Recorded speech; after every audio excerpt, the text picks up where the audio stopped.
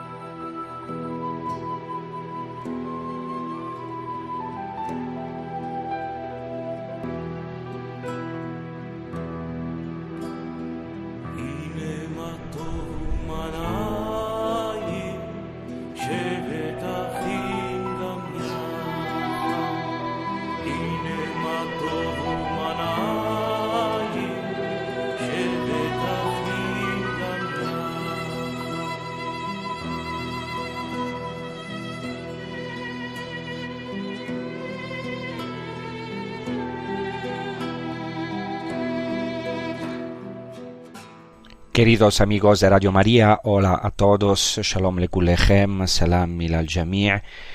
Hemos empezado este episodio con un canto tradicional judío, que es un salmo que decía Hine matov umanaim shevet achim gam yachad, como mirad como estupendo que los hermanos estén juntos. Y en este episodio seguimos lo que hemos empezado en el previo episodio, interrumpiendo un poquito el esquema cronológico de los evangelios para dedicarnos a un excursus o una digresión sobre el tema las visiones del exilio en los tiempos de Jesús. Y hemos dicho cómo en estos episodios queremos ver cómo el exilio se interpretaba en los tiempos de Jesús, en las diversas corrientes del judaísmo de la época, y sobre todo cómo se sitúa Jesucristo ante esta realidad del exilio y del retorno del exilio, de la restauración prometida por los profetas. Entonces, la nueva reunión de las tribus de Israel, que es una de las tareas más importantes que tiene que hacer el Mesías. Hemos dicho cómo el exilio fue la gran tragedia del pueblo de Israel, el exilio antes asiro en el siglo VIII, en el 734-733 antes de Cristo, el exilio del norte de Israel y después claramente la tragedia de la conquista de Jerusalén, de la destrucción de Jerusalén y del templo por obra de Nabucodonosor en 586 antes de Cristo. Entonces Jerusalén cae y el pueblo es otra vez exiliado. A manos de Nabucodonosor, una parte del pueblo judío, especialmente la élite, o sea, los personajes más importantes como los sacerdotes, los nobles del pueblo, son llevados al exilio en Babilonia. Y esta es claramente la gran tragedia de Jerusalén. Pero al mismo tiempo hemos dicho cómo de esta crisis del exilio nació un nuevo impulso que luego condujo a la luz del Mesías. Fue como el parto del que nació un nuevo judaísmo. Así que esta palabra del exilio es muy importante, no solamente históricamente, pero también existencialmente, porque hemos dicho cómo con el exilio el pueblo de Israel pierde el templo, pierde la liturgia, el culto, tiene que ver la destrucción del lugar santo y, en cierto modo, el abandono de la Shejinah, de la presencia de Dios en el templo, que es una gran tragedia. Y esto es, como hemos dicho, relacionado con nuestra vida porque nosotros también tenemos que vivir momentos de exilio, de crisis. Nos parece que hemos fracasado, que solamente hay un fracaso en nuestra vida y algunas veces también es muy doloroso. Nos parece que Dios nos haya abandonado por nuestros pecados y también, pero muchas veces nos parece que los sufrimientos son, desequilibrados con relación a nuestros pecados. Toda esta crisis, todo este sufrimiento es lo que vive el pueblo de Israel y que vivía el pueblo de Israel todavía, hemos dicho, en la época de Jesucristo, porque el pueblo, aunque estaba en tierra de Israel, estaba bajo de la ocupación romana y entonces se sentía todavía en exilio, a pesar que 10 de las 12 tribus de Israel se habían perdido con el exilio del reino del norte de Israel, con la conquista asiria. Hemos hablado de algunas visiones del exilio en el previo episodio. Ahora tenemos que concentrarnos sobre los fariseos y especialmente Flavio Josefo o Josefo Flavio, historiador judío de la época de Jesús, que es muy crítico con otra corriente que son los zelotes, que querían ganar la restauración del exilio con sus propias manos, con su propia fuerza y rebelándose contra el poder romano, cosa que hicieron. Flavio Josefo critica esto y es un ardiente partidario de la intervención divina en la batalla, es decir, Israel no puede decidir cuándo rebelarse, porque esto es un don de Dios. Por eso Josefo Flavio hace hincapié en que el regreso del exilio babilónico se produjo en el pasado por la intervención directa de Dios a través del pagano Ciro, cosa que los judíos de su época no hicieron. Porque, según Flavio Josefo, los celotes quisieron armarse sin el consentimiento de Dios. Eso es el problema. Y por eso fracasaron. Y por eso Josefo atribuye la destrucción de Jerusalén en el año 70, por obra de los romanos, precisamente al hecho de que una parte de la población judía se vio obligada a rebelarse contra el poder romano. Entonces, precisamente por el hecho de que una parte de los judíos, o sea, los celotes, abrazaron la revuelta armada, vino sobre el pueblo sobre todo el pueblo de Israel la ruina, la tragedia. Por lo que Josefo Flavio piensa que la única vía de salvación es aceptar pasivamente y sin rebelarse contra los acontecimientos el dominio de Roma, o sea, aceptar el dominio de Roma como voluntad de Dios, dejar las armas, convertirse a Dios. Y entonces él, de alguna manera busca una interpretación espiritual de la restauración y del retorno del exilio. Esto en lo que se refiere a los fariseos, que entonces tenían una posición mediana entre los partidarios de Roma, o sea, los herodianos, también los saduceos, y los rebeldes, que eran los celotes. Veremos brevemente también la posición de estos celotes y también de los esenios, de los hombres de Qumrán. Y luego llegaremos a Jesucristo, porque todo este trasfondo es de gran importancia para ver cómo Jesucristo y la primera iglesia cumplen toda esta realidad de la restauración del exilio. En la época de Jesús tenemos un grupo, y lo conocemos hoy gracias a los descubrimientos de los rollos de Qumrán, o rollos del Mar Muerto, un grupo bien definido que eran los esenios. Y en particular dentro de los esenios estaban los hombres de Qumrán, o por lo menos así parece, llamados precisamente la comunidad de Qumrán. Entonces, ¿cómo se consideraban a sí mismos los hombres de Qumrán con respecto al exilio? Los hombres de Qumrán se consideraban a sí mismos como exiliados voluntarios en el desierto. Es decir, abandonaron Jerusalén, repudiaron el templo de Jerusalén que consideraban corrupto, o sea, consideraban corruptos los sacerdotes, y se fueron a vivir al desierto de Judá, donde prepararon el camino al Señor. Por lo tanto, según los esenios o los hombres de Qumrán, que eran una parte más sectaria de los esenios, el exilio es considerado como un acontecimiento que duró incluso en la época de Jesús, para los que también vivían en la tierra de Israel.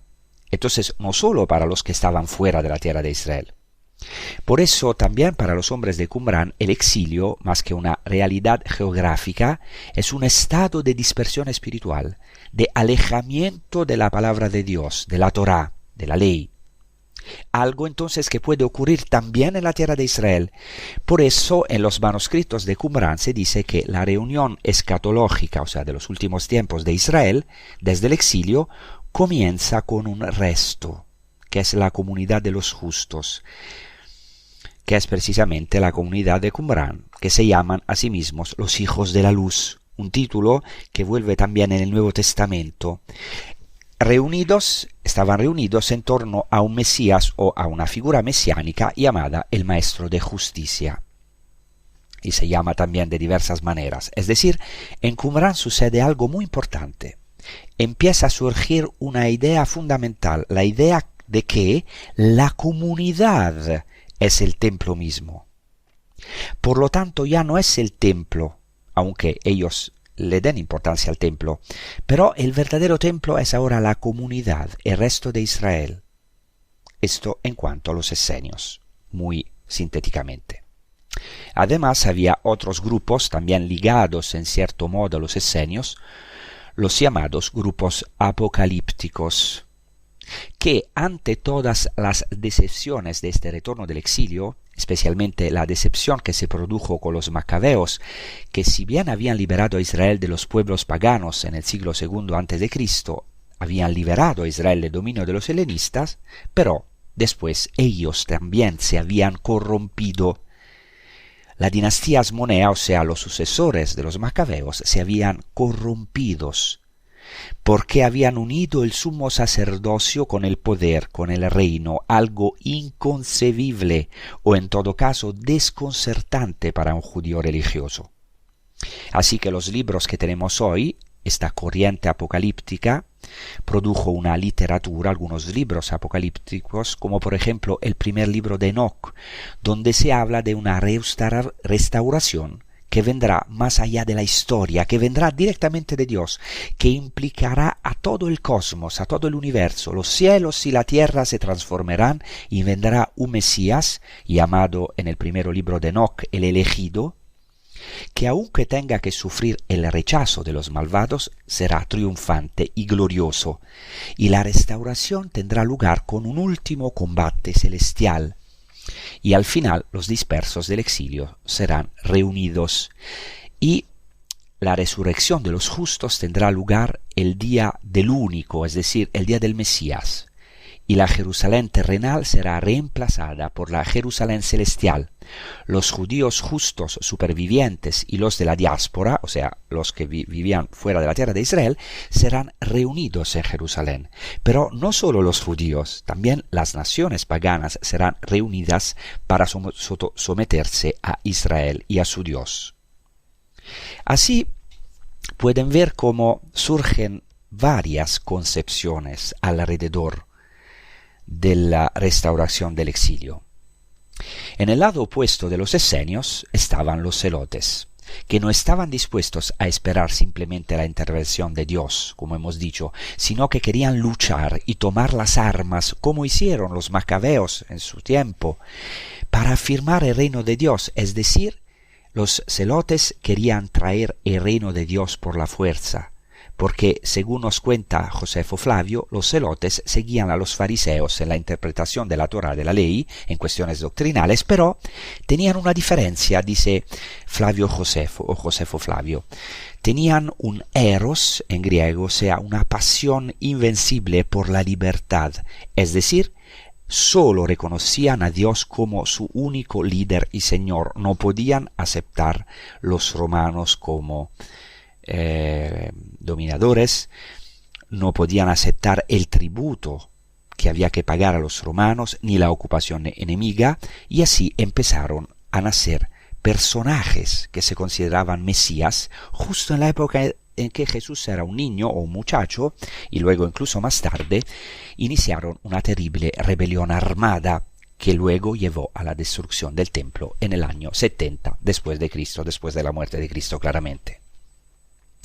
Así que ya ves, entre estos dos extremos, es decir, los esenios y los celotes, están los fariseos, que en cambio, como ya he dicho, eran una vía intermedia, es decir, esperaban la redención mesiánica siendo fieles a la Torá, a la voluntad de Dios, a la ley, y esperando ellos también la venida del Mesías, pero sin someterse al menos espiritualmente al poder romano, aunque no se sometían espiritualmente al poder romano, pero lo aceptaban pasivamente, haciendo una especie de resistencia pasiva.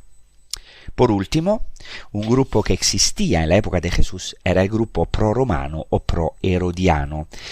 O sea, los herodianos se consideraban, que consideraban a el rey Herodes el Grande, el gobernante bajo el cual nació Jesús, como una especie de Mesías. Es decir, según ellos, los romanos eran de alguna manera esos paganos que permitirían prosperar al pueblo judío. Y de hecho, el rey Herodes el Grande llega al poder en el 37 a.C. y reina hasta el 4 a.C. Y él consigue hacerse con el poder, se hace a sí mismo, reconstituye al reino de Israel gracias al apoyo de los romanos. Así que en la época de Jesús había varias corrientes. Había también pro-romanos, por un lado, pro-herodianos, así como gente totalmente opuesta a Roma. Entonces, en esta gran eflorescencia o variedad de corrientes, Jesucristo da una palabra absolutamente nueva, revolucionaria. Claramente, con relación al judaísmo, Jesús era un judío, entonces raizgada profundamente en el judaísmo, pero algo de nuevo respecto a su época. Y aquí voy ahora al meollo de estos episodios. Intentaremos en el tiempo que nos queda sacar algunas conclusiones importantes. Ciertamente Jesús tuvo que tomar posición sobre cómo se iba a llevar a cabo la restauración final del exilio, el retorno del exilio. Es decir, Jesús, como sus contemporáneos, tuvo que enfrentarse a una elección, podemos decir, dramática, o sea, una elección, una decisión entre la revuelta armada o la alianza con los romanos, o sea, entre resistirse al mal o no resistir al mal pasivamente, o esperar una intervención divina milagrosa, es decir, una elección crucial que se puede expresar en las siguientes preguntas para explicitar, ¿no? ¿Cómo se llevará a cabo la redención? ¿Qué tipo de Mesías traerá la redención? ¿Y cómo debe ser este Mesías? ¿Un Mesías político, revolucionario, o un Mesías meramente espiritual? ¿Un Mesías triunfante o un Mesías sufriente? Como ven, se trata de algo muy actual. Son preguntas que seguimos teniendo hoy en día en nuestra vida, o sea, cómo debe implantarse el reino de Dios en la tierra, cómo debe actuar también la Iglesia, intentando implantar el reino de Dios en la tierra o llevándola a las personas verdaderamente al reino de los cielos. Por ejemplo, no sé si se acuerdan cuando le hacen a Jesús una pregunta que de hecho es una trampa. ¿Es lícito o no pagar tributo al César? Entonces tratan de atraparlo porque le hacen esta pregunta frente a varios exponentes de estos grupos de tendencias opuestas. O sea, si Jesús dice, sí, hay que pagar tributo al César, ¿qué pasa? Los celotes no pueden aceptar que Jesús diga que hay que pagar tributo a un opresor pagano que está afirmando el paganismo en la tierra de Israel e invitando a los judíos a la idolatría. Si Jesús responde no no debemos pagar tributo al César, los que querrán matar a Jesús o se rebelarán contra Jesús serán los proromanos, los herodianos o los saduceos, que eran la élite sacerdotal, que estaban aliados con los romanos. Por eso Jesús no responde a la pregunta. Les dice, saquen una moneda. ¿De quién es la imagen y la inscripción? Es del César, así que dad al César lo que es del César y a Dios lo que es de Dios. Es decir, Jesucristo va mucho más allá, va al problema fundamental del hombre y esto lo veremos ahora. Entonces, ¿cómo realiza realmente Jesús este retorno del exilio? En primer lugar, como mencioné en el episodio pasado, desde la genealogía de Mateo se considera la deportación a Babilonia como un acontecimiento que marca la historia. Si recuerdan, en la genealogía de Mateo se hablan de las 3 series de 14 generaciones. 14 desde Abraham hasta el reino de David, 14 desde el reino de David hasta la deportación a Babilonia y 14 desde la deportación a Babilonia hasta el Mesías. Esto quiere decir que la deportación a Babilonia es vista como un acontecimiento que marca la historia, algo de trágico, una herida profunda en la historia del pueblo de Israel. Hasta ahora esto. Y el Mesías Jesucristo viene a redimir este trágico acontecimiento, llevando la historia a su clímax, a su culmen.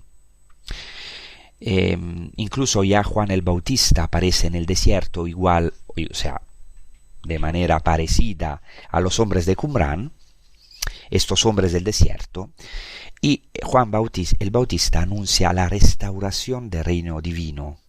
También el Evangelio de Lucas narra que Juan vivió en regiones desérticas hasta el día de su manifestación en Israel. Y sabemos que en la época de Juan el Bautista y de Jesús varias personas se fueron al desierto esperando en el desierto la revelación de Dios y la consolación de Israel.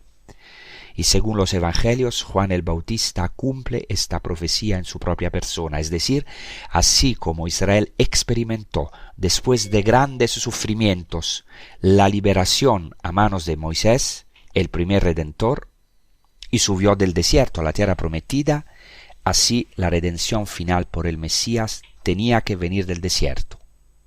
Por eso lo primero que hace el propio Jesús, igual que Juan el Bautista, es ir al desierto, en sus tentaciones, ¿no? Y solo después se manifiesta públicamente porque la redención, el retorno del exilio, la restauración del exilio tenía que venir del desierto, ser como un nuevo éxodo. Entonces ahora vamos a rezar con un canto, con un salmo maravilloso cuando el Señor, que habla precisamente de este maravilloso retorno del exilio de Babilonia, cuando el pueblo de Israel con un gozo inmenso, una alegría maravillosa, vuelve de Babilonia.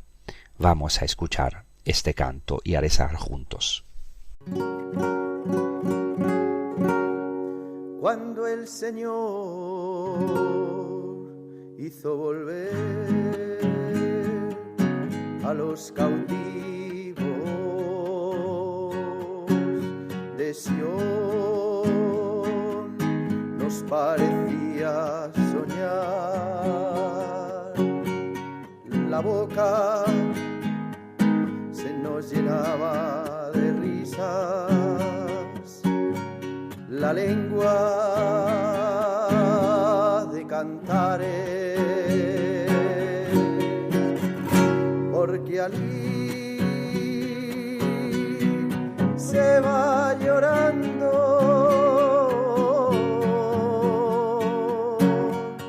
llevando la semilla, mas al volver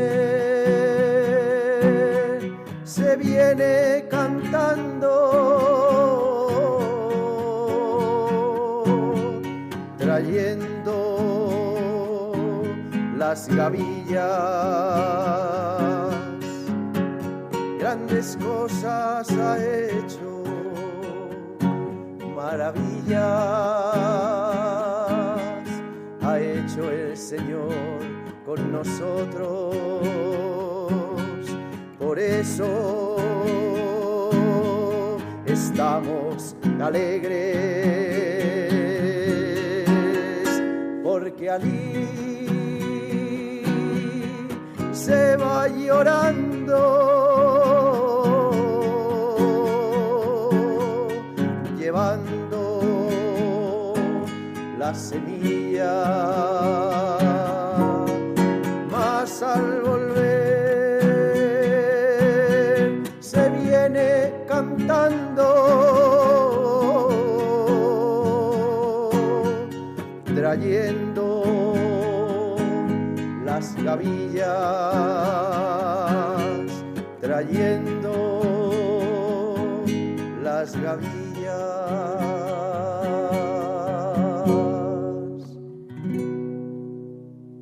Estamos viendo entonces cómo Jesucristo cumple esta profecía de la restauración del exilio.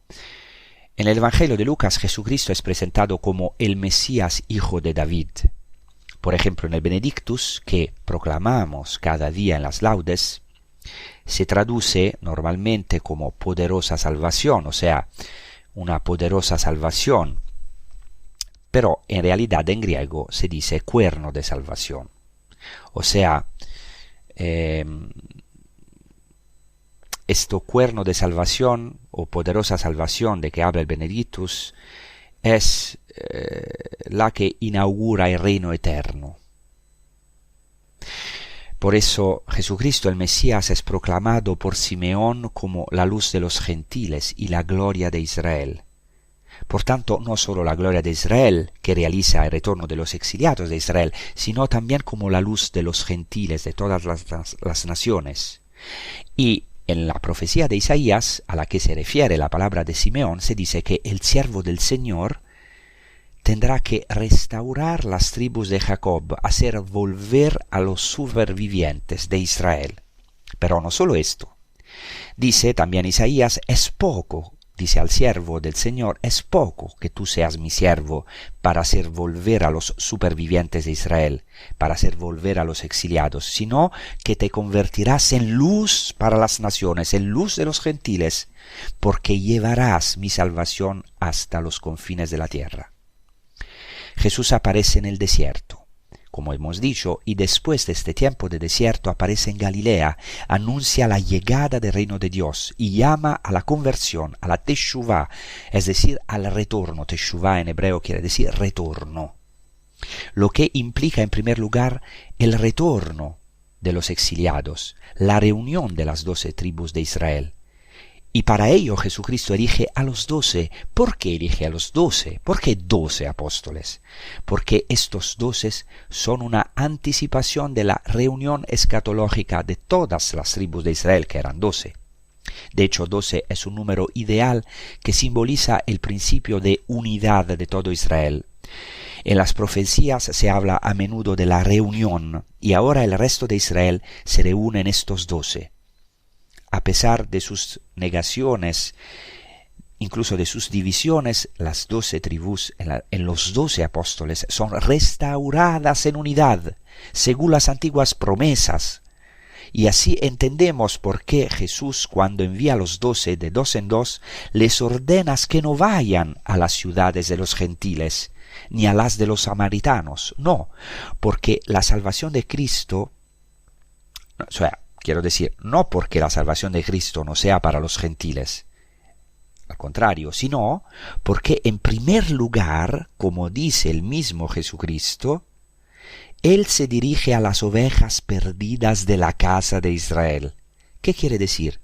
Que la primera misión de Jesús es llamar a la recogida, al retorno del exilio, a la reunión escatológica de las ovejas perdidas de la casa de Israel.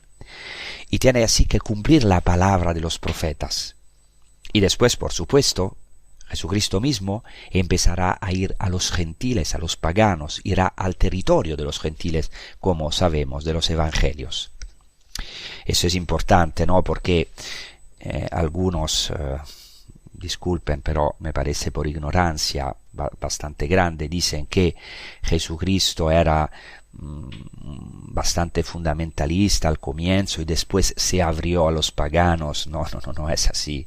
Es todo profetizado en el Antiguo Testamento. Jesucristo tiene antes que reunir, todavía hoy el Mesías tiene que reunir, o sea, los judíos que creen que Jesucristo no, que Jesucristo no es el Mesías, entonces esperan la venida del Mesías. Ellos creen que el Mesías tiene que reunir las tribus de Israel y reconstruir el templo. Por eso Jesucristo hace signos para decir que Él reconstruye al templo, Él es el verdadero templo, y reúne a las 12 tribus de Israel en los 12 apóstoles, y les envía en misión a las tribus de Israel, y después se abre a los paganos. Es toda una pedagogía mirable de la historia de salvación. No es que Jesucristo era un fundamentalista y después se abre a los paganos, por favor. No quiero ser polémico. Así también debe interpretarse, por ejemplo, el detalle de los trozos sobrantes después de la multiplicación de los panes y los peces, de los trozos de pan, ¿no? Se recogen 12 cestas llenas. ¿Por qué 12? El Evangelio de Juan dice, para que no se pierda nada. Estas 12 cestas llenas son precisamente el signo de la reunión de los elegidos. Jesús entonces, en el discurso escatológico, profetiza la reunión escatológica, o sea, de los elegidos al final de los tiempos. Mientras que es muy interesante para descubrir la huida de los discípulos ante el escándalo de la cruz. Se utiliza en este caso la figura de la dispersión. O sea, Jesucristo dice, el pastor será apaleado y las ovejas dispersadas. En el momento de la cruz, en este momento crucial, los 12 se dispersan y todo parece haber terminado, es un fracaso. La pasión de Cristo se interpreta como un éxodo y como un exilio. Antes de todo como un éxodo. En el Evangelio de Juan se dice que Jesús debe hacer un paso de este mundo al Padre, por tanto un éxodo, que conlleva también los sufrimientos del éxodo y del exilio, y lo veremos enseguida. Entonces en el Getsemaní los discípulos se dispersan en su miedo, huyen ante la cruz. Todo parece acabar con la muerte de su maestro. La muerte cumple la palabra del exilio porque se destruye el templo verdadero, como en el exilio se había destruido el templo, pero esto es el templo verdadero de Cristo, ahora se destruye el templo verdadero que es el cuerpo de Cristo. De hecho, en el Evangelio de Juan se presenta a Jesús como el templo vivo, el templo verdadero. Él mismo dice, destruid este templo y en 3 días lo levantaré, pero él hablaba del templo de su cuerpo, o sea, del templo que es su cuerpo. Se refería a su muerte, es decir, destruid este templo y en 3 días lo levantaré. Así que su muerte es la destrucción del templo, del verdadero templo, es el exilio, es la dispersión. Pero, como veremos, el milagro, el prodigio, es la resurrección de Cristo que restablece la unidad. Por eso ahora vamos a rezar con un canto. Las palabras claramente son de San Juan de la Cruz. El canto se titula, y es una poesía maravillosa del grandísimo poeta que es San Juan de la Cruz, ¿a dónde te escondiste, amado? Porque precisamente el amado se esconde en esta noche oscura del exilio para el pueblo de Israel, para los 12 y para nosotros cuando experimentamos nuestras dispersiones, nuestras crisis frente de la cruz. Vamos a rezar con este maravilloso canto.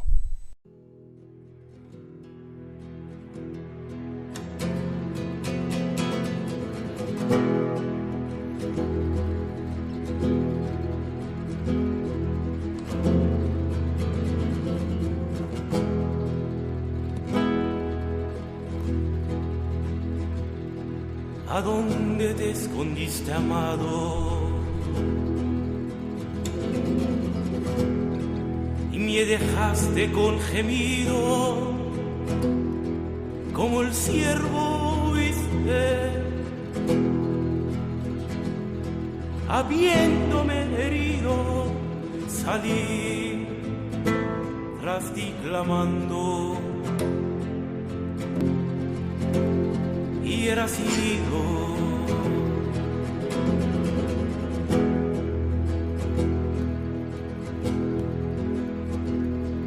Pastores los que fuertes,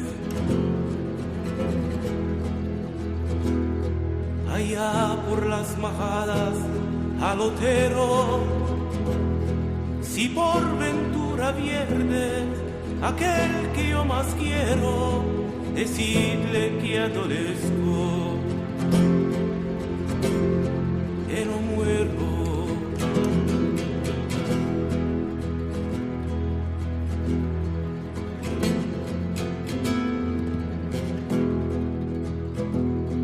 Buscando mis amores, iré por esos montes y riberas, ni cogeré las flores, ni temeré las fieras, y pasaré los fuertes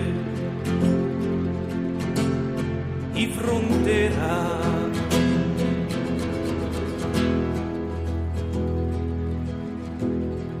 O bosques y espesura,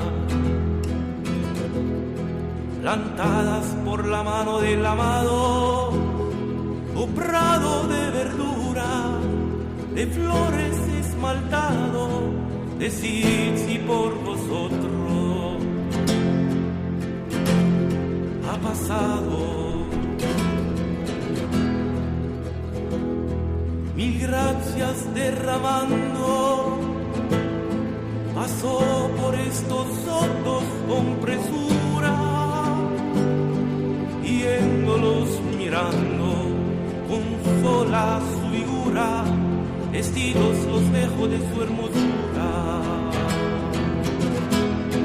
Ay,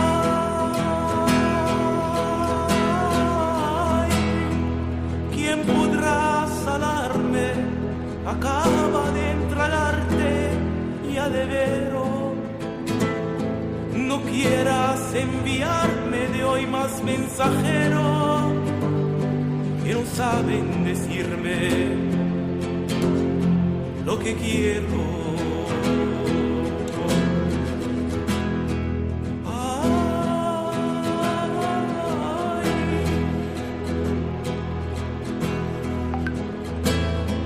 mil gracias derramando, pasó por estos sotos con presura, yéndolos mirando con sola su figura, vestidos los dejó de su hermosura.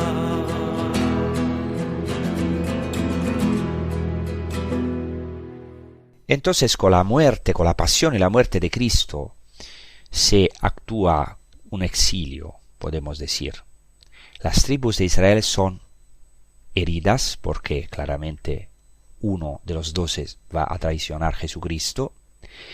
Las tribus son dispersas porque huyen los discípulos, los apóstoles huyen delante del sufrimiento de Cristo, pero con la resurrección de Cristo se restablece la unidad.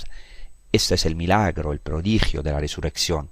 Se restablecen los 11, aparte de Judas que traiciona, y después en los Hechos de los Apóstoles se elige a Matías. No es casualidad que se elija al 12º para restaurar los 12.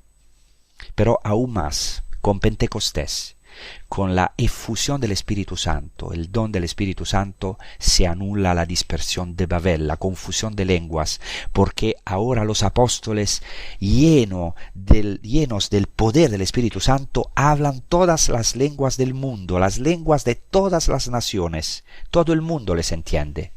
No solo eso, en los Hechos de los Apóstoles se dice que los discípulos, los apóstoles con la Santa Virgen María son un solo corazón y una sola alma, a pesar de sus debilidades.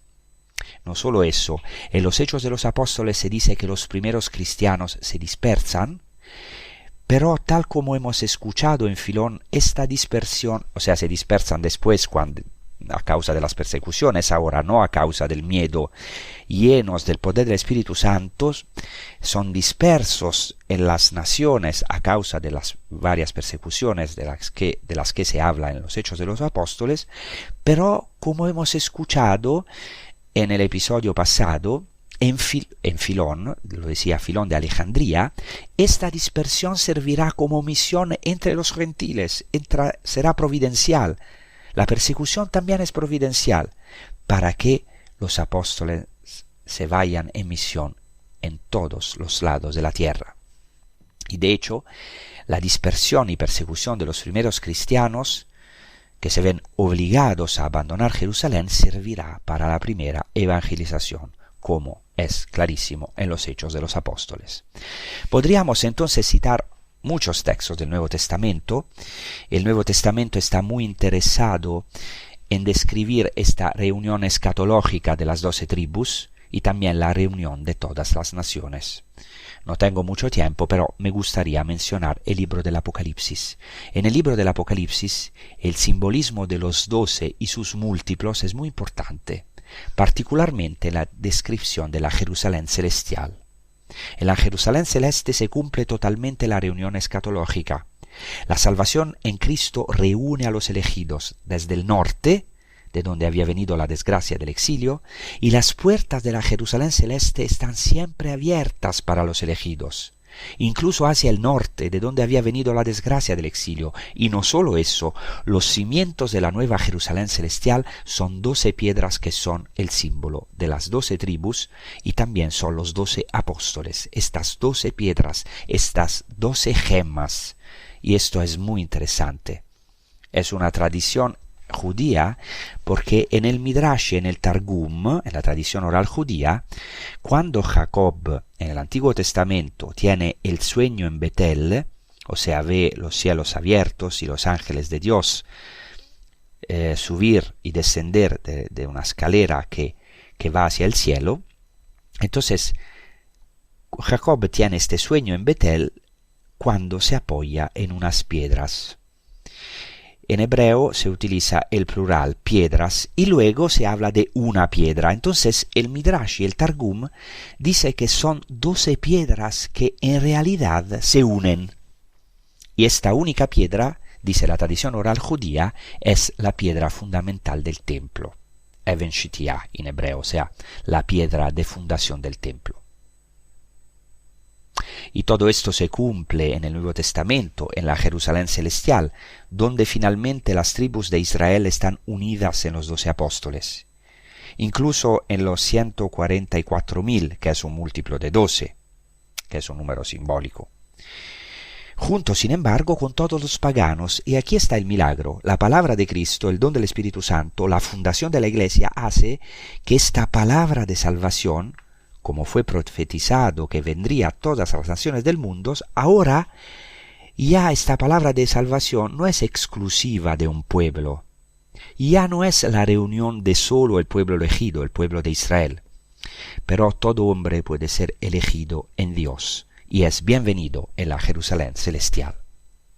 Esto es tan importante, fijaos, que la primera oración eucarística de la Iglesia que tenemos en nuestras manos, que está contenida en la Didache, tanto antes como después de la comunión con el cuerpo, la sangre de Cristo, se sigue haciendo referencia a la reunión de los perdidos, de los dispersos. Este documento de la primera Iglesia es una perla. Los primeros cristianos en la Eucaristía oraban así, y voy ahora a citar la Didache: como este pan partido fue esparcido por los montes y reunido se hizo uno, así sea reunida tu iglesia de los confines de la tierra en tu reino. Acuérdate, Señor, de tu iglesia, líbrala de todo mal, hazla perfecta en tu amor, y santificada recógela de los 4 vientos en tu reino que le preparaste. Maravilloso, es clarísima esta idea de la unidad, de la reunión del exilio en la unidad de la Iglesia. Creo en conclusión que esta es una palabra para todos nosotros, para todos los oyentes, para los cristianos de hoy, también para los judíos. y para todo hombre. ¿Por qué? Porque nosotros muchas veces tenemos esta experiencia de exilio en nuestra vida personal, en la que nos parece que estamos dispersos en tantas cosas, en nuestros sufrimientos, dispersos en nuestros pecados, algunas veces en nuestra lejanía de Dios. Experimentamos esta diáspora, esta dispersión, esta lejanía de una cierta manera del rostro de Dios, de la presencia de Dios. Pero Dios en Cristo tiene este poder, reunirnos. Para eso eligió a los 12. Para eso nos eligió de entre todas las naciones, para que realmente podamos volver a la unidad, a ser ejad, como se dice en hebreo, uno, como Dios es uno. ¿Dónde? ¿Cómo? ¿Cómo podemos volver a esta unidad? En la unidad de la Santísima Trinidad, en el corazón de Cristo, en el único que ha hecho la voluntad de Dios, en aquel que nos reúne. Y esto es verdaderamente una buena noticia para nosotros hoy. Incluso los apóstoles, a pesar de haber estado 3 años con Jesucristo, a pesar de que Jesucristo les había profetizado tantas cosas, y vieron milagros en el momento crucial, es decir, en el momento de la cruz, o sea, quiero decir, aunque vieron milagros, pero en el momento de la cruz se dispersaron, experimentaron ese exilio. El exilio de la pérdida de su Mesías, de su Maestro, del amado. ¿A dónde te escondiste, amado? Y nosotros también. Pero no solo eso, más profundamente. Experimentamos el exilio de nuestras negaciones, el exilio de la dispersión del templo verdadero que es Cristo, de la presencia misma de Dios. Y esto es lo que experimentan los apóstoles, y quizás nosotros también debamos hacer o hayamos hecho en nuestra vida esta dolorosa experiencia de la oscuridad del exilio, del alejamiento de Dios. Quizás hemos destruido el templo, y a causa de nuestros pecados, como el pueblo de Israel en el Antiguo Testamento, hemos experimentado, quizás con razón, la dispersión y el alejamiento de Dios, porque hemos profanado quizás nuestro cuerpo, que es el templo del Espíritu Santo, nuestra alma, o las de los otros, claramente. Pero ¿cuál es la buena nueva? Que Cristo vino al cenáculo, aquí, en Jerusalén, justo donde yo estoy. Cristo bajó y vuelve a nosotros hoy a cada instante para reunirnos con su santa resurrección, diciendo, Shalom Alechem, la paz esté con vosotros. Sale al encuentro de estos apóstoles heridos como nosotros, porque son 11, no son 12. Son heridos, pero sale a su encuentro, los reconstituye, los llena de su espíritu, los hace templo del Espíritu Santo, los reúne en una comunidad, la iglesia una, aunque entonces herida por pecados, escándalos y divisiones como hoy, pero tenemos esta posibilidad, convertirnos, volver a esta unidad, volver de nuestros exilios con Cristo, para que Él reconstruya su templo en nosotros, ese templo que hemos destruido, tal vez despreciado, pero Cristo tiene este poder para darnos, para reconstruir este templo en nosotros. Si verdaderamente volvemos a Él, tenemos que aprovechar esta oportunidad. Y también quizás a través de mis pobres palabras, desear, pedir y suplicar al Señor que realice esta obra en nuestra alma, en nuestro cuerpo, que vuelva a ser el verdadero templo viviente del Espíritu Santo. Estamos llamados a ser templos vivos para los demás. Pero también en la iglesia necesitamos verdaderamente de esta unidad, porque lo peor es la desintegración, la dispersión. Diablo viene del griego diaballo, que significa el que hace división, el divisor. Entonces queremos rezar, Señor, haz de verdad que no escuchemos las artimañas, las tentaciones del gran divisor, sino que podamos verdaderamente reunirnos en ti, Santísima Trinidad, que eres fuente, principio, fin y cumplimiento de nuestra unidad, de nuestra comunión, de nuestro ser ejad, uno. Ten piedad de nuestras divisiones. Pidamos esto a Dios. Digamos al Señor que perdone nuestras divisiones. divisiones dentro de nosotros, en nuestras familias. Muchas veces tenemos divisiones muy fuertes al interior de nosotros, pero también divisiones fuera de nosotros, en nuestros hogares, en nuestras familias, en nuestras comunidades, en la iglesia, en el mundo. Pidamos a Dios que verdaderamente nos conduzca de regreso a la unidad en el único cuerpo de Cristo, en Él. Él puede hacer este milagro en nosotros, porque el único espíritu nos hace uno. Es la única fe que nos une en comunión, es el único bautismo que verdaderamente nos concede la comunión, la unidad en la fe y en el amor de Cristo. Muchas gracias. Os deseo una buena prosecución con los programas de Radio María España y os pido oraciones para la paz de Jerusalén. Pedid la paz para Jerusalén, como dice el Salmo. Shalom, Yerushalayim, Shalom, Yerushalayim. Pedid la paz para Jerusalén. Muchas gracias y hasta la próxima.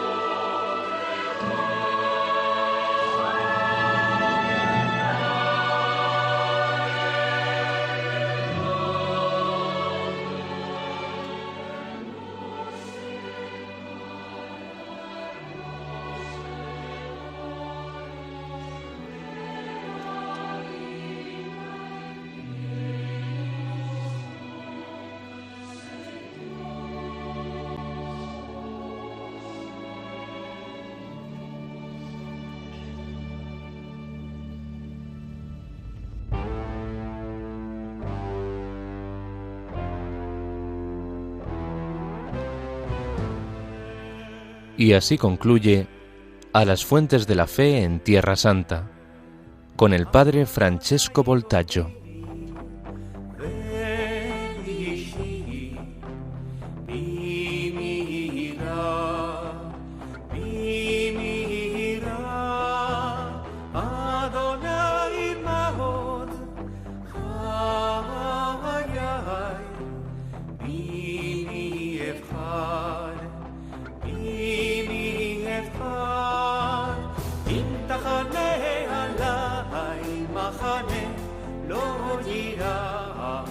ליבי אם דקום עליי